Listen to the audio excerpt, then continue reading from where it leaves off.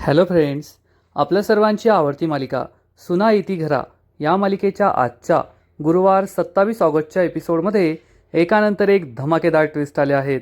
Friends, आजचा episode खूप भारी होता. मग नेमकं घडले तरी काय? तर आजच्या एपिसोडमध्ये अन्विताने चक्क लग्नासाठी नकार दिला आहे. परंतु तिला हे लग्न करायचं नाही आहे. आपल्याला आणखीन वेळ मिळावा, ऋषूशी लग्न करण्यासाठी प्लॅन बनवता यावा, यासाठी तिने हा लग्नाला होकार दिला आहे.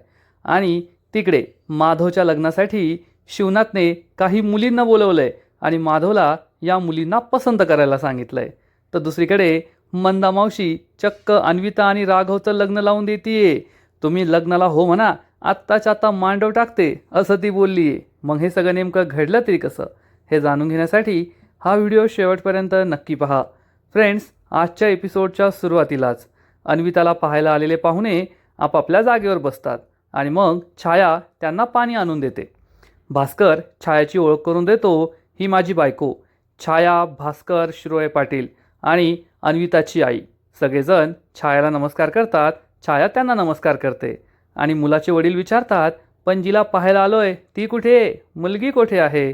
तेवढ्यात पद्मा तेथे येते आणि म्हणते, ओ पाहुणं, पोरगीसुद्धा येईल, एवढी घाई काय आहे? तुम्हाला घर आवडले की नाही? तर मुलाचा बाप म्हणतो, हो हो, घर खूप छान आहे. पद्मा सांगते, अहो शहरातली लोकांना बोलून हे घर तयार करून घेतलंय. सगळेजण घर खूप छान आहे असं म्हणतात. तर मुलाची आई म्हणते, आता आम्हाला फक्त मुलीला पाहण्याची खूप उत्सुकता लागून राहिली आहे.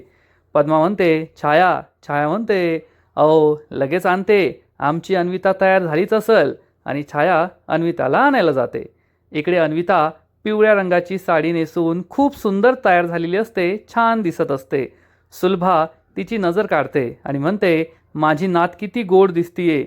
आणि त्याच वेळेस सुलभाला आठवतं की काल रात्री तिने काय स्वप्न पाहिलं होतं, राघव आणि अन्विताचं लग्न झालंय.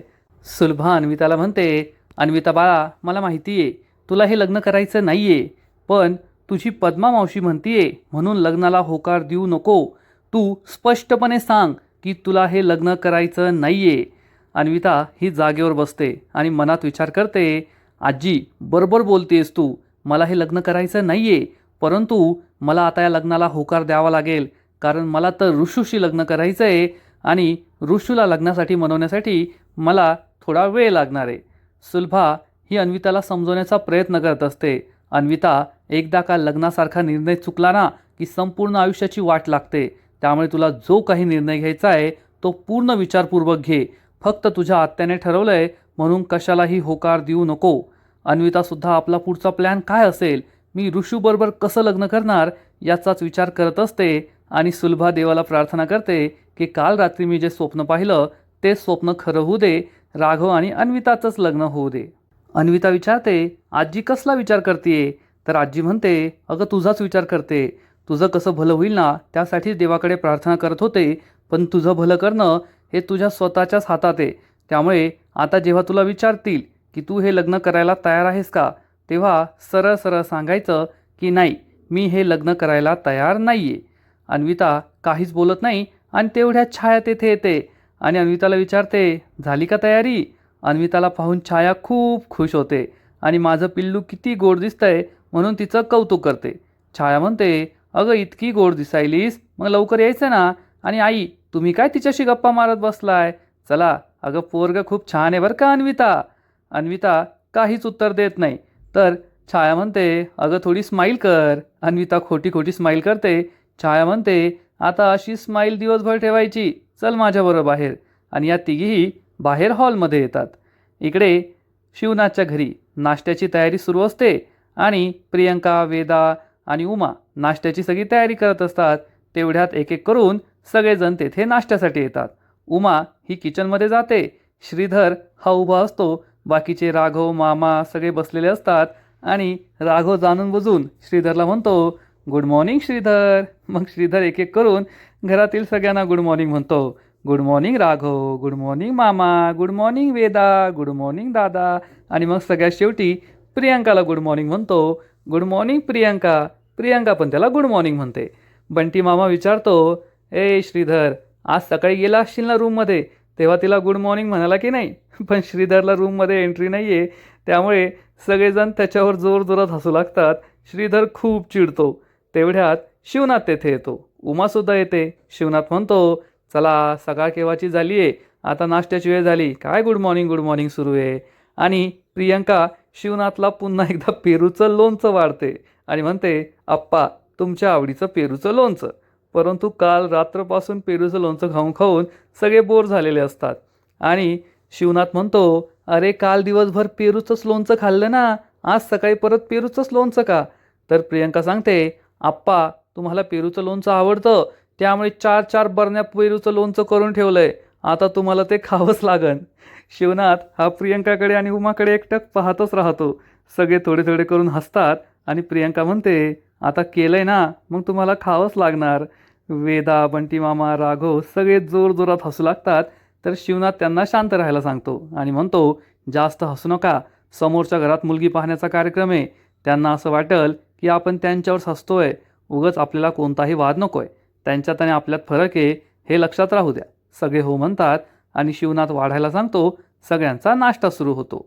आणि इकडे पद्माच्या घरी छाया आणि सुलभा अन्विताला घेऊन येतात. अन्विताला पाहून मुलाचे आईवडील, मुलगा खूप खुश होतात. अन्विता छान दिसत असते आणि छाया ही अन्विताला सगळ्यांच्या पाया पडायला सांगते. अन्विता सगळ्यांच्या पाया पडणार तर पद्मा म्हणते, ए अन्वे, सगळ्यांच्या पाया पडत बसली ना तर कंबर दुखल, इथूनच सगळ्यांना नमस्कार कर, पोचल सगळ्यांना. सगळे हसतात आणि अन्विता सगळ्यांना नमस्कार करते. मग पद्मा तिला शेजारी बसायला सांगते आणि सुलभाची सगळ्यांशी ओळख करून देते, ही माझी आई सुलभा शिरोळे पाटील. सगळेजण तिला नमस्कार करतात आणि पद्मा मुलाची, मुलाच्या आईवडिलांची सुलभाशी ओळख करून देते. सुलभा मुलाला, मुलाच्या मामाला, काकाला, आईबापाला सगळ्यांना नमस्कार करते. आणि ओळख झाल्यानंतर भास्कर म्हणतो, काय मग पाहुणे, तुम्हाला आमच्या पोरीला काय प्रश्न विचारायचे असतील ते विचारा, बिनधास विचारा.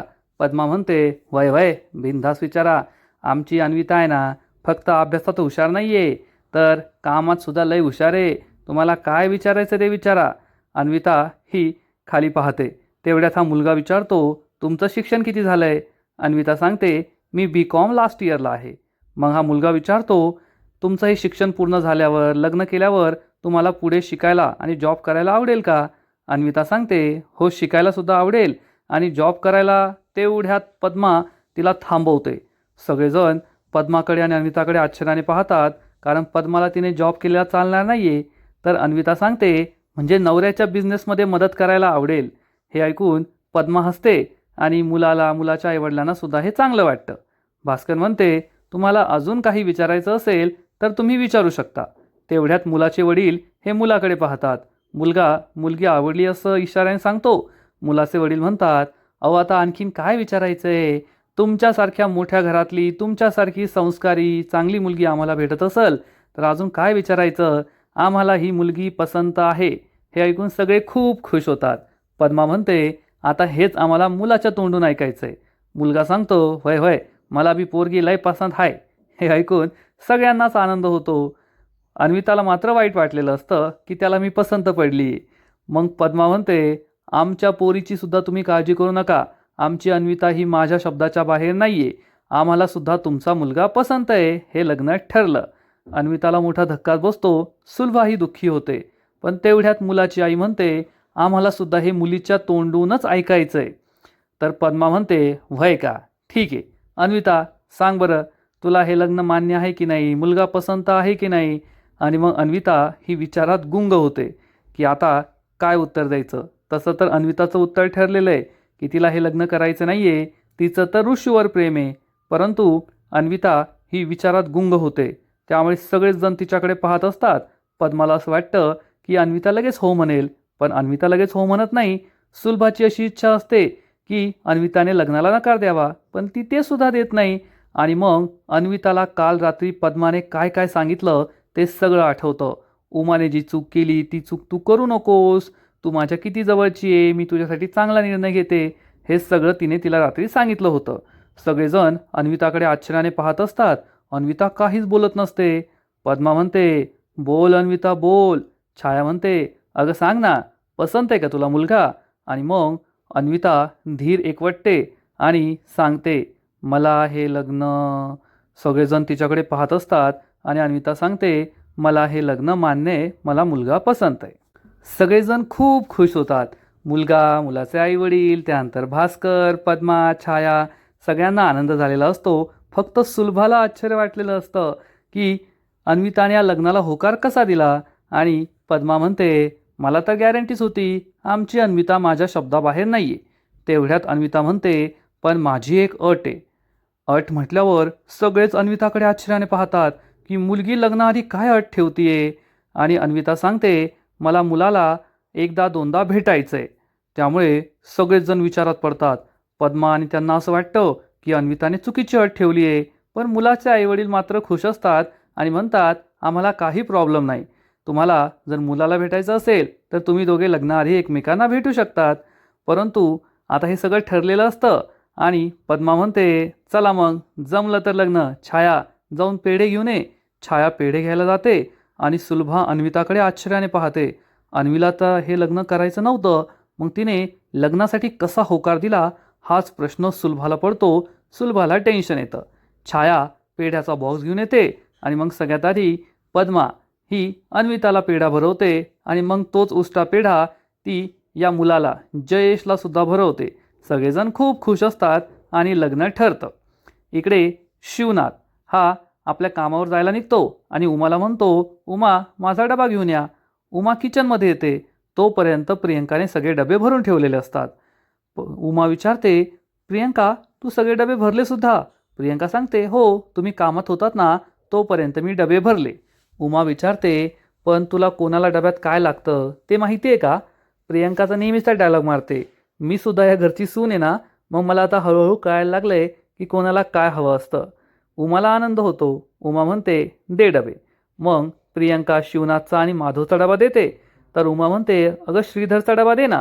तर प्रियंका विचारते, आई मी त्यांना डबा देऊ का? उमा हसते आणि म्हणते, दे ग वेडाबाई दे.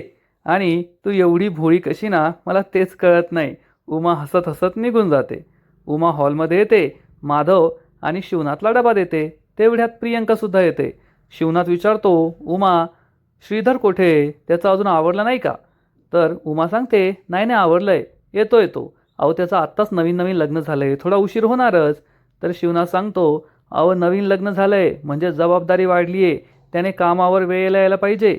तर प्रियंका म्हणते, आप्पा त्यांचं आवडलंय, मी त्यांना सांगते बरं का. तर शिवनाथ हा म्हणतो, माझा एक निरोप द्या त्यांना की लवकरात लवकर या, आज खतांची डिलिव्हरी करायची, गाडी घेऊन यायला सांगा. प्रियंका हो म्हणते आणि निरोप द्यायला जाते. आणि जेव्हा हे सगळे बाहेर येतात, उमा, शिवनाथ, माधव, त्याच वेळेस पद्माच्या घरी अन्विताला पाहायला आलेले पाहुणेसुद्धा घराबाहेर असतात आणि या पाहुण्यांना सगळेजण निरोप देत असतात. तेवढ्यात पद्माची नजर या शिवनाथवर, उमावर जाते आणि पद्मा वाटच पाहत असते की कधी एकदाचे पाहुणे जातात आणि मी या सगळ्यांना आनंदाची बातमी देते की माझ्या घरी लग्न जमलंय आणि मी एकदम तोऱ्यात लग्न लावून देणार आहे. पण शिवनाथ काही लक्ष देत नाही. त्याचं हेल्मेट घालतो आणि गाडीवर बसून जाण्याची तयारी करत असतो. तेवढ्यात मामा आणि वेदासुद्धा घरी येतात. वेदा विचारते, मामा हे अन्विताला पाहायला आलेले पाहुणेच आहे ना? तुला काय वाटतं काय झालं असेल? मामा या पाहुण्यांकडे पाहतो आणि वेदाला सांगतो, पाहुणे हसून हसून बोलताय, याचा अर्थ लग्न ठरलेलं दिसतंय. वेदा खुश होऊन म्हणते, बरं झालं. तेवढेच काही दिवस ही पद्मा मावशी आपल्याला त्रास नाही द्यायची, कारण त्यांच्या घरात लग्नाची गडबड असेल तर आपल्या डोक्यावर बसून नाचायची तरी नाही. मामाला सुद्धा ही गोष्ट पटते आणि पद्मा या पाहुण्यांचा नमस्कार करते. चला या मग आता भेटूया नंतर. आणि हे पाहुणे गाडीत बसून निघून जातात. पद्मा एवढीच वाट पाहत असते की कधी एकदा पाहुणे जात आहे आणि मग मी शिवनाथ आणि उमाला टोमणे देते. हे पाहुणे गेल्यानंतर लगेच पद्मा जोरात ओरडते, अय शिवनाथ. शिवनाथ, उमा, माधव सगळे पाहत असतात. पद्मा सांगते, जमलं बरं का लग्न? शिवनाथ म्हणतो, अरे वा, छान झालं की मग. तुम्हाला सगळ्यांना लग्न जमल्याच्या खूप खूप शुभेच्छा. तर पद्मा म्हणते, आत्ता तुला कळल की खानदानी लग्न कसं असतं. शिवनाथ उमाला माहीत असतं आता ही पद्मा बडबड करणार आहे, त्यामुळे ते मस्त हाताची घडी घालून तिची बडबड ऐकत असतात.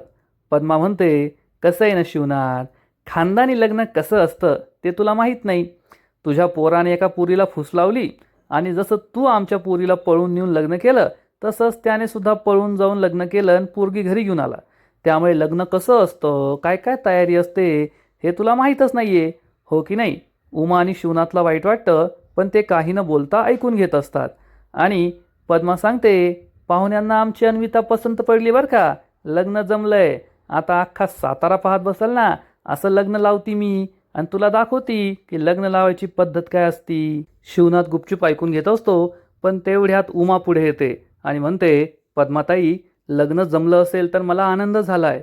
शेवटी ती माझी सुद्धा भाची आहे. पण तिच्या मर्जीने लग्न होतंय का, तेवढं विचार ना तिला. तर पद्मा म्हणते, ए उमे, तुझ्या नशिबात नाही आलं म्हणून तू तिच्या लग्नात नको खोडा घालू. तिच्या मर्जीनेच लग्न होतंय, टेन्शन घेऊ नको. सगळं तिला विचारूनच केलंय आम्ही.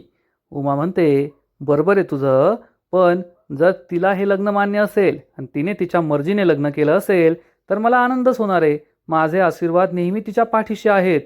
तर उमा ही असं बोलतीये, सल्ला देतीये, त्यामुळे पद्माला खूप राग येतो आणि पद्मा चिडून म्हणते, उगच खोटी काळजी दाखवण्याची गरज नाही. कसं आहे ना उमा, तू आमच्या घराची अब्रू वेशिवाय टांगली, या शिवनाथ बरोबर पळून गेली, म्हणून आमच्या घरातल्या बाकीच्या पोरीसुद्धा असंच करतील, त्याचा अर्थ तसा होत नाही. कसं असतं, आंब्याची एक पेटी असते, त्या पेटीमध्ये एक नासका आंबा असतो ना, त्याच्यामुळे सगळी पेटीच नासकी असते असं होत नाही. तो नासका आंबा फेकून द्यायचा आणि बाकीचे आंबे चांगलेच असतात, हो की नाही? उमा, शिवनाथ, बंटी, माधव, वेदा या सगळ्यांना खूप वाईट वाटतं की पद्मा पुन्हा एकदा आपल्या कुटुंबाचा अपमान करते. आणि उमा म्हणते, तू आम्हाला फसवलं, याचा अर्थ आमची अन्वितासुद्धा आम्हाला फसवल असा होत नाही. अन्वितावर आम्ही संस्कार केलेत आणि तुझ्यासारखं नाही की संस्कार केले तरी विसरली आणि गेली पळून या शिवनाथ बरोबर. पण अन्विता असं काही करणार नाही. तिच्यासाठी आम्ही पोरगा निवडला, तिला तो पोरगा पसंत पडला आणि तिने लग्नाला होकार दिला. आता आम्ही तिचं दणक्यात लग्न लावून देणार आणि हे लक्षात ठेवायचं बरं का. उमा, शिवनाथला खूप वाईट वाटतं आणि भास्कर म्हणतो, ताई, यांना काय करायचंय खानदानीपणा. पद्मा म्हणते, चल भास्कर, आणि मग हे तिघे आतमध्ये निघून जातात. उमाच्या डोळ्यात पाणी आलेलं असतं, सगळे दुःखी होतात आणि शिवनाथ हा उमाला समजावून सांगतो, उमा, काय गरज होती या पद्माला सल्ला देण्याची? तुम्ही त्या पद्माला सल्ला देताय. अहो, तिला सल्ला देऊन तरी काय फायदा आहे का, उगाच तुम्हालाच त्रास झाला. जा, श्रीधरला बोलून आणा. वेदा आणि मामा म्हणतात आम्ही बोलून आणतो आणि हे दोघे घरात जातात. आणि मग शिवनाथ हा गाडीवर बसतो, माधवला बसायला सांगतो आणि हे दोघे तेथून निघून जातात. परंतु आत्ता पद्मा जे काही बोलली त्याचं उमाला वाईट वाटलेलं असतं आणि आजचा एपिसोड येथेच संपतो. फ्रेंड्स, सुना इति घरा या मालिकेचा आजचा एपिसोड खरंच खूप भारी होता, इंटरेस्टिंग होता, पाहायला मजा आली. ही अन्विता नक्कीच काहीतरी मोठा कांड करणार आहे, ज्यामुळे एवढ्या नाकाने बोलणारी ही पद्मा, तिचा चांगलंच नाक कापलं जाईल असंच दिसतंय. आजचा एपिसोड तर भारी होता, पण या मालिकेचा पुढील एपिसोड आणखीन भारी असणार आहे, आणखीन मोठा ट्विस्ट या मालिकेत येणार आहे. मग नेमकं घडणार तरी काय? तर फ्रेंड्स, सुना इति घरा या मालिकेच्या पुढील एपिसोडमध्ये आपण पाहू की शिवनाथ हा चक्क माधवसाठी काही मुलींना आपल्या ऑफिसमध्ये बोलवणार आणि माधवला सांगेल, माधव, यातील एक मुलगी पसंत कर, तुला जी मुलगी आवडल तिच्याशी मी तुझं लग्न लावून देतो. हे ऐकून माधवला जबर धक्का बसेल, पण श्रीधरला हे पटणार, कारण एकदा का माधवचं लग्न झालं की मग त्याचा सुद्धा संसार सुरू होणार असेल. परंतु माधव हा लग्न करणार नाही हे आपल्या सगळ्यांना माहिती आहे. तर दुसरीकडे मंदा मावशी चक्क अन्विता आणि राघवला पकडणार आणि या दोघांना म्हणेल, अरे मुलगा चांगला आहे, मुलगी चांगली आहे, तुमचं नातं पण आहे, मग कशाची वाट पाहताय, तुम्ही दोघे हो म्हणा, आत्ताच्या आत्ता मी इथं मांडव टाकते आणि तुमच्या दोघांचं लग्न लावून देते. हे ऐकून या दोघांना मोठा धक्काच बसेल आणि दोघे सुद्धा म्हणतील, याच्याशी लग्न, हिच्याशी लग्न, अरे हट. परंतु मंदा मावशी म्हणेल, अरे हट काय, चांगलं घराणं आहे, चांगलं पोरगी आहे, चांगलं पोरगं आहे, सुखात ठेवील पोरीला, नाही म्हणायला काय झालं रे, चला हो म्हणा. आणि हे दोघे एकमेकांकडे आश्चर्याने पाहतच राहतील. आता तसं विचार करायला गेलं तर या दोघांचं लग्न आज न उद्या होणार आहे हे आपल्या सगळ्यांना माहितीच आहे. मग कसं असेल अन्विता आणि राघवचं लग्न हे पाहायला मजा येईल. तर फ्रेंड्स, तुम्हालासुद्धा आजचा एपिसोड आवडला ना, नक्कीच कमेंट करून सांगा.